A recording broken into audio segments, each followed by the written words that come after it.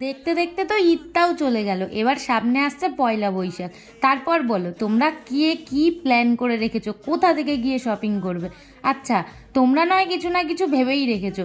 আমি আমার একটা পার্সোনাল ওপিনিয়ন দিতে পারি তোমাদেরকে, যে তোমরা একটা বার হলেও ফ্যাশন আপ ভিজিট করতে পারো, কারণ কি আমি কিছুদিন আগেই ভিজিট করেছি, আমার তো ভীষণ ভালো লেগেছে।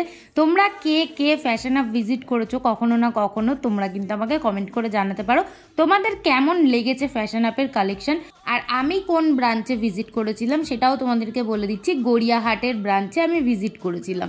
তো তোমাদের যাদের গড়িয়াহাটটা কাছাকাছি হবে তোমরা তারা গড়িয়াহাট যেতে পারো, আর তা না হলে নিয়ারেস্ট যে কোনো ব্রাঞ্চে তোমরা ভিজিট করতে পারো। যেমন কিডস কালেকশন তেমনই ওমেন থেকে মেন্স কালেকশন, তাছাড়া ঘর সাজানোর জিনিসের তো অভাবই নেই। চলো তোমাদের সুবিধার জন্য আমি নিচে বড় ভিডিওটা ট্যাগ করে দিলাম, তোমরা চাইলে কিন্তু দেখে নিতে পারো আর কিছুটা আন্দাজ করে নিতে পারো যে কেমন কি কালেকশন।